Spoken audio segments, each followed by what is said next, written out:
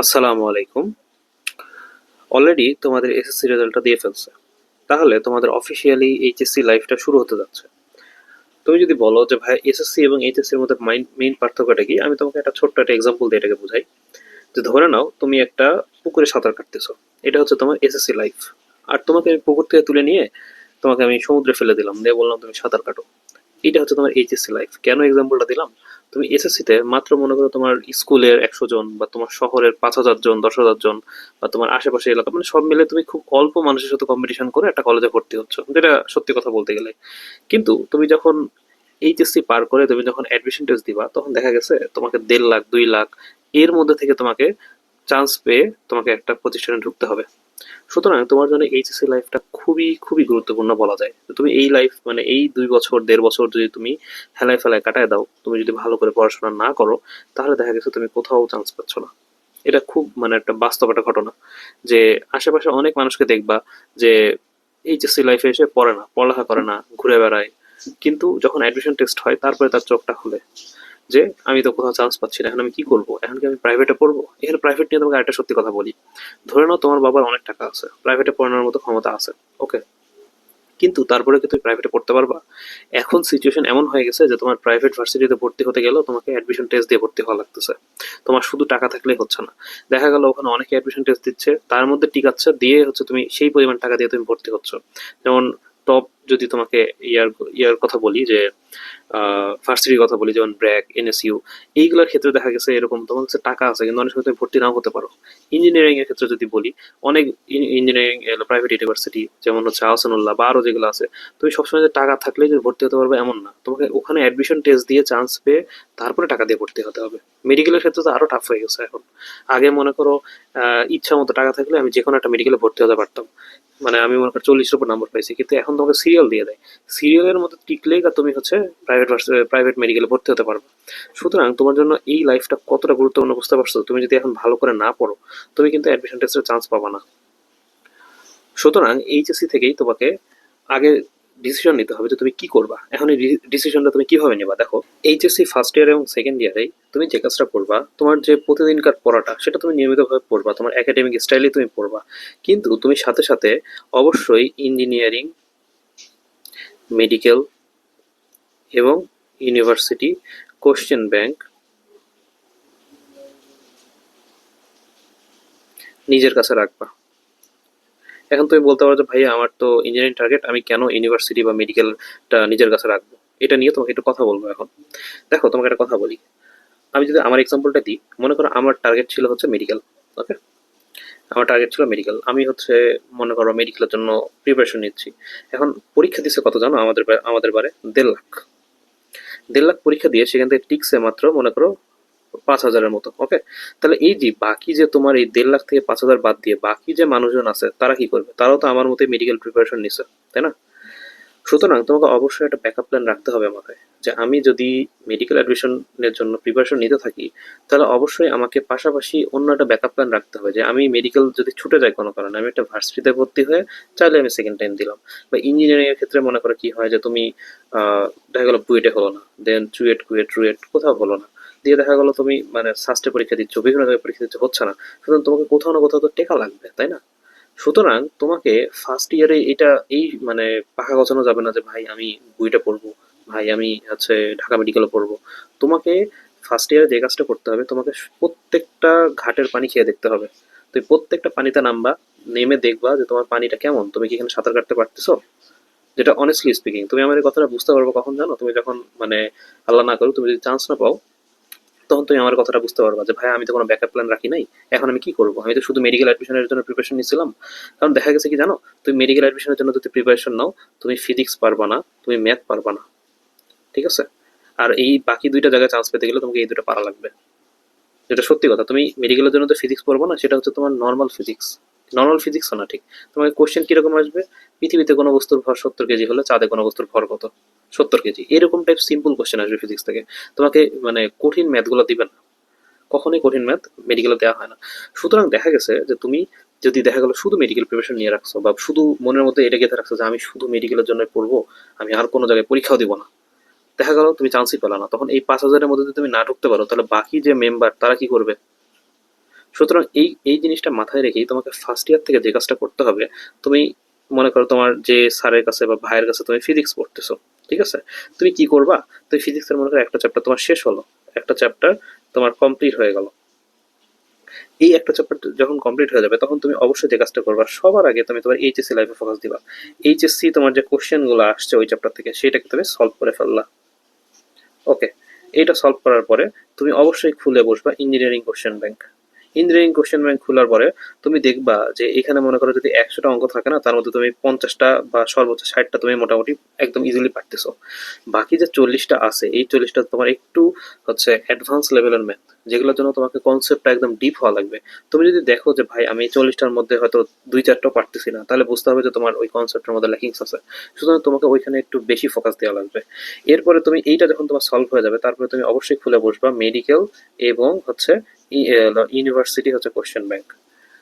কারণ তোমাকে একটা চ্যাপ্টারের পুঙ্খানুপুঙ্খ তোমাকে আইডিয়া রাখতে হবে। তুমি যদি একটা চ্যাপ্টার সম্পর্কে পুঙ্খানুপুঙ্খ আইডিয়া রাখতে না পারো, তুমি কিন্তু দেখা গেল কোথাও চান্স পাচ্ছ না। আমার এই কথাটা কিন্তু তুমি মিলাই নিও, কারণ আমি বাস্তব কথাই বলতেছি তোমাকে যে তুমি ইঞ্জিনিয়ারিং কোশ্চেন সলভ করবা, এইচএসসি সলভ করবা, মেডিকেল সলভ করবা। এইটা করলে তোমার কি হবে?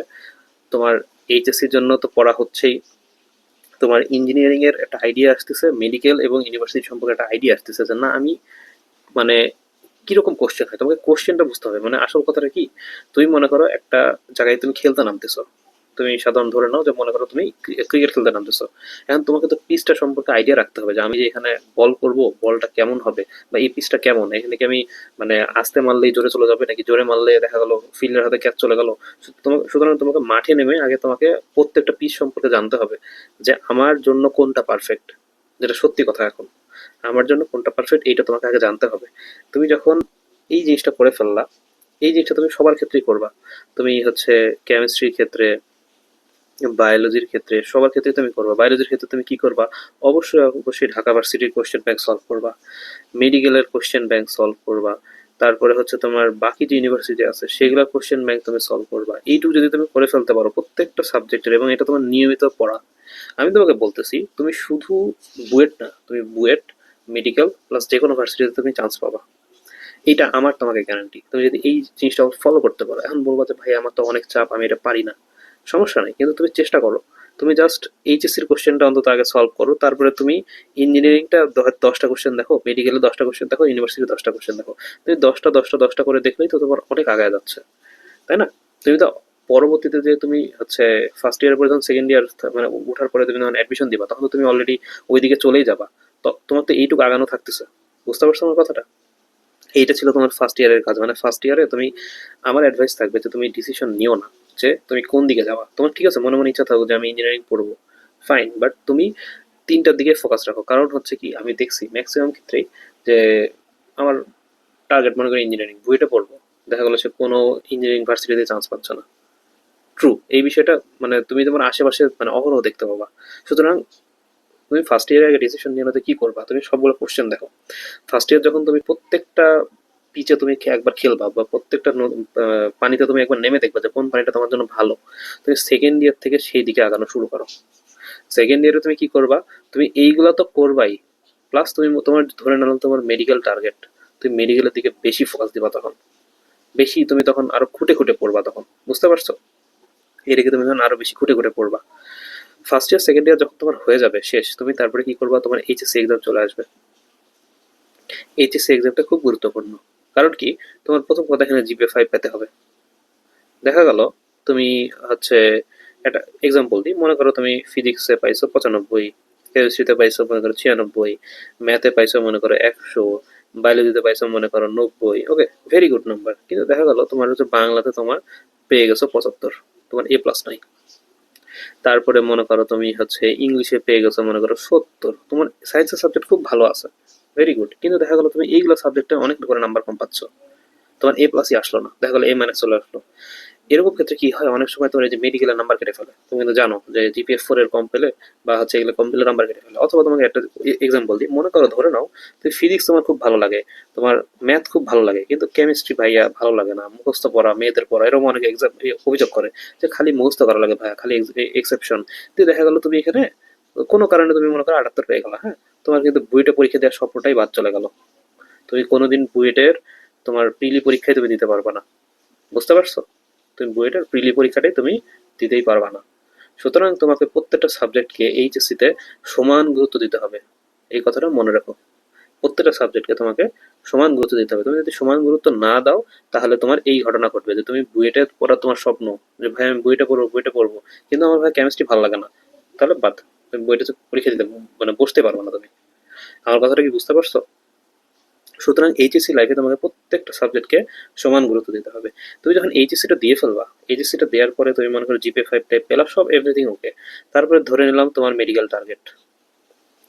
এখন তুমি অলরেডি তোমার খেলাটা বুঝে গেছো। মানে তুমি তোমার যে পিচ বা যে হচ্ছে তোমার মনে করো যে পানিতে তুমি নামতেছো, সেই পানিটা সম্পর্কে তোমার একদম 100% আইডিয়া চলে আসছে। কিরকম আইডিয়া? তুমি জানো যে কোশ্চেন প্যাটার্ন কেমন হয়। তুমি যদি এই জিনিসটা বুঝে যাও যে কোশ্চেন প্যাটার্ন কেমন হয়, যেমন তোমাকে একটা এক্সাম্পল দিই। তোমাকে মেডিকেলে দেখবা ম্যাক্সিমাম কোশ্চেন কিরকম আসে, যে একদম স্পেসিফিক, রক্তের পিএইচ কত, একদম স্পেসিফিক কোশ্চেন করবে মনে করো। বা তোমাকে এরকম কোশ্চেন করলো যে নিচের কোনটি সঠিক নয়, এই যে নয়ের উপর একটা মানে একটা দাগ দিয়ে রাখতে হবে যে নয় কোনটা এখানে ঠিক না।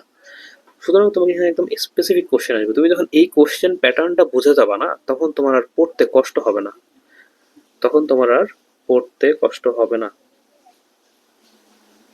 কষ্ট হবে না। বিষয়টা তুমি নিজেই চিন্তা করো। তুমি যে তোমার শহরে থাকো, সেই শহরের রাস্তাঘাট অলিগলি তোমার সবকিছু চেনা না। সুতরাং এই সব রাস্তাঘাট চিনতে তোমাকে এই 2টা বছর একটু কষ্ট করতে হবে। কোন 2 বছর? First year, second year. কারণ তোমাকে রাস্তাঘাট চিনতে হবে, তারপরে তোমাকে ওই রাস্তাঘাটে কাজ করতে হবে। বুঝতে পারছো? আমার পয়েন্টটা কি ধরতে পারছো সবাই? আমি কি বলতে চাচ্ছি, যে তোমার কোশ্চেন প্যাটার্নটা বুঝতে হবে। তুমি যদি কোশ্চেন প্যাটার্ন না বুঝতে পারো, তুমি যতই হর হর করে মুখস্থ করতেছো, সারাদিন রাত পড়তেছো, তোমার হবে না। ওকে।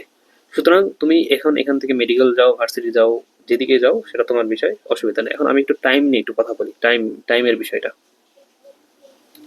ওকে। তুমি বলবা যে ভাইয়া আমি তো বিভিন্ন হচ্ছে পেপার পত্রিকা দেখছি বা বিভিন্ন ভিডিওতে দেখছি যে যারা চান্স পায় তারা বলে ভাইয়া 12 ঘন্টা করে আমরা পড়ি, বা কেউ বলে ভাইয়া আমরা 16 ঘন্টা করে পড়ি, কেউ বলে ভাইয়া আমরা অনেক পড়ি, সারাদিন রাত পড়ি, হ্যাঁ, বা অনেকে বলে আমরা পড়ি না। হ্যাঁ, অনেকে বলবে যে দেখবো আমি না পড়ে চান্স পেয়েছি। এরকম তুমি 3 ক্যাটাগরির মানুষ পাবা, যে অনেকে অনেক পড়ে, অনেকে একদম না পড়ে চান্স পেয়েছে। মানে যারা চান্স পেয়েছে তাদের কথা বলতেছি। ওকে, এখন এইখান থেকে তুমি কোন কাজটা করবা? আমি তোকে একটু বলি তুমি যে কাজটা করবা। কখনো একদিনে তুমি 12 ঘন্টা পড়তে পারবা না। কখনো তোমার পক্ষে একদিনে 12 ঘন্টা, একদিনে 16 ঘন্টা পড়া তোমার পক্ষে সম্ভব না, কারণ তুমি আমি সবাই মানুষ। এই জন্য কি করতে হবে, তোমাকে একটা গ্রাফের মতো ফলো করতে হবে। তোমাকে আস্তে আস্তে আস্তে আস্তে আস্তে আস্তে উপরে উঠতে হবে। কিরকম? দেখো, তুমি এইচএসসি তোমার ফার্স্ট ইয়ার, তাই না? তুমি একটা চিন্তা করো যে তুমি এইচএসসি ফার্স্ট ইয়ার থেকে প্রতিদিন তুমি মনে করো 4 ঘন্টা করে পড়তেছো, 4 আওয়ার রেগুলার পড়তেছো। তুমি আস্তে আস্তে কি করবা, এই 4 আওয়ারটাকে ফার্স্ট ইয়ার শেষ হতে হতে তুমি 8 আওয়ারে নিয়ে আসবা। মানে ডেইলি তোমার 4 থেকে 8 আওয়ার হচ্ছে পড়া। এইটুকু যদি তুমি করতে পারো, ভেরি গুড। সেকেন্ড ইয়ারে এসে তুমি এই 8 আওয়ারটাকে আস্তে আস্তে 10 আওয়ারের দিকে নিয়ে যাবা। তুমি বসে থাকো, তোমার মনে করো ভালো লাগতেছে না, তুমি বসে বসে মানে বইয়ের দিকে তাকায় থাকো, ফোন টিপো না, বইয়ের দিকে তাকায় থাকো। এই যে তুমি আস্তে আস্তে যখন তুমি বাড়াতে থাকবে, এখন তুমি 4 ঘন্টা আছে, পরে 8 ঘন্টা হলো, তারপরে 12 ঘন্টা হলো, এইভাবে যখন তুমি আস্তে আস্তে বাড়াতে থাকবে, তখন দেখবে যে তোমার আর কষ্ট হচ্ছে না পড়তে। কিন্তু তুমি যদি চিন্তা করো যে এই আমি সারা বছর পড়ি নাই, কোনো অসুবিধা নাই, অ্যাডমিশনের সময় এসে একদম দিনে 12 ঘন্টা করে পড়বো, আমি তোমাকে গ্যারান্টি দিচ্ছি তুমি তখন 2 ঘন্টা পড়তে পারবে না। তুমি মিলানি আমার কথাটা। কারণ একদিনে কখনোই কোনো কিছু আসে না। তোমাকে প্রতিদিন একটু একটু একটু করে এই টাইমটাকে গড়ে তুলতে হবে। তুমি হুট করে চাইলেই যে একদিনে 12 ঘন্টা পড়বো, সেটা সম্ভব না। এই যে তখন তুমি এইটুকু ফলো করতে পারবা, তখন তুমি অ্যাডমিশনে এসে তখন তুমি কি করবা, তখন তুমি হচ্ছে 12 ঘন্টা পড়তে পারবা। তুমি যদি এইটা এইচএসসি লাইফ থেকে ফলো করো, আমি তোমাকে বলতেছি তখন তুমি ইজিলি চান্স পাবা, তখন তোমার কষ্ট হবে না চান্স পেতে। সুতরাং আমি এই ভিডিওটা আরেকটু মানে আর বড় না করে আমি জাস্ট একবার রিকল করি আমি কি কি বললাম। প্রথম কথাটা হচ্ছে তোমাকে, কেন আমি তোমাকে বলতেছি যে তুমি ফার্স্ট ইয়ার সেকেন্ড ইয়ারে এগুলা চুজ করবা না, যে আমি কোন দিকে যাব। তোমাকে ফার্স্ট ইয়ার সেকেন্ড ইয়ারে তোমার 3টা মাঠে নেমেই তোমার খেলে দেখতে হবে যে কোন পিচটা আমার জন্য বেটার, কোন পিচে আমি সেঞ্চুরি করতে পারবো। বুঝতে পারছো? কোন পিচে খেলতে নামলে আমি সেঞ্চুরি করতে পারবো, এটা তোমার ফার্স্ট ইয়ার সেকেন্ড ইয়ারের কাজ। তুমি যখন এটা বুঝে যাবা, তারপরে তোমার সেকেন্ড কাজটা হবে হচ্ছে এটা বুঝতে পারলে তোমার কোশ্চেন প্যাটার্নটা বুঝে যাবা যে আচ্ছা বইটা আমার কেমন কোশ্চেন হয়, ভার্সিটিতে আবার কেমন কোশ্চেন হয়, মেডিকেল আমার কেমন কোশ্চেন হয়। তারপরে কাজ হচ্ছে তোমার টাইম ম্যানেজমেন্টটা। তুমি প্রতিদিন 4 ঘন্টা করে পড়া শুরু করো এখন। ঠিক আছে, জিরো থেকে শুরু করো। মনে করো তুমি 1 ঘন্টা পড়ো, ব্রেক নাও, 1 ঘন্টা পড়ো, ব্রেক নাও, 1 ঘন্টা পড়ো, ব্রেক নাও, 1 ঘন্টা পড়ো, 4 ঘন্টা করে পড়া শুরু করো প্রতিদিন।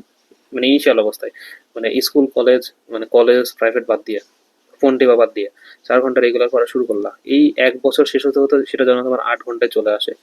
8 ঘন্টা থেকে তুমি তার পরের বছরে তুমি 10 ঘন্টায় নিয়ে যাও। 10 ঘন্টা থেকে তুমি 12 ঘন্টা নিয়ে যাও। এটা তোমার একদম 2 বছরের কমপ্লিট প্রসেস। তারপরে তুমি এই বিষয়ে সফলতা পেতে পারো। সুতরাং আমার কথাটা কি বুঝতে পারছো? তো যদি এইভাবে ফলো করো তাহলে ইনশাল্লাহ বলা যায় যে তুমি এইচএসসি লাইফটা খুব সুন্দর করে কাটাতে পারবা, মানে পড়ালেখা মানে করে। তাহলে দেখবা যে তুমি চান্স পেয়ে যাচ্ছ কোথাও না কোথাও, ভালো জায়গায় চান্স পেয়ে যেতে পারো তুমি যদি একটু অ্যাটেন্টিভলি পড়ো। সবচেয়ে ভালো কি হয় জানো, আমি কেন চান্স পাইছি এটা আমি মনে করি, এটার কারণ হচ্ছে আমি কোশ্চেন প্যাটার্নটা বুঝতে পারছিলাম। এবং আমি 2 বছর মানে এই অ্যানালাইসিস করে বুঝতে পারছিলাম যে না, আমার জন্য মেডিকেলটা বেটার হবে, কারণ আমার শুরু থেকে ইঞ্জিনিয়ারিং টার্গেট ছিল। আমি ফার্স্ট ইয়ারে যখন ছিলাম আমার মনে হতো যে আমি ইঞ্জিনিয়ারিং করবো, কিন্তু সেকেন্ড ইয়ারের মানে সব কোশ্চেন প্যাটার্ন ফলো করে আমি দেখলাম যে না, আমার জন্য এইটা সবচেয়ে বেটার হয়, মেডিকেলের দিকে যাওয়াটা। সুতরাং আমি ওইভাবে কোশ্চেন প্যাটার্ন অনুযায়ী পড়া শুরু করলাম, এবং সবকিছু যখন বুঝে গেলাম তখন আমার জন্য জিনিসটা খুব ইজি হয়ে গেল। ঠিক আছে? তো ভিডিওটা আজকে এই পর্যন্তই ছিল। অনেক কথা বললাম। আশা করি যদি একটাও মানে জিনিসগুলোকে একটু বুঝতে পারো আমি তোমাকে কি বলতে চাচ্ছি, তাহলে তোমার জন্য এটা হচ্ছে অনেক উপকারে আসবে। এটা আসলে কোনো মোটিভেশন ভিডিও ছিল না। তোমার কি কি করণীয় বা তোমার কি করতে হবে, কি করলে তুমি আসলে উপকৃত হবা, আমি ফ্যাক্ট গুলো তোমাকে বললাম। সুতরাং ভিডিওটা দেখার জন্য অসংখ্য ধন্যবাদ। আমি আমার পরিচয়টা দিই। আমি Mohammad Ishraq Tausif, Rajshahi medical college, 63rd MBBS। সুতরাং দেখা হচ্ছে পরবর্তী কোনো ভিডিওতে। আসসালামু আলাইকুম।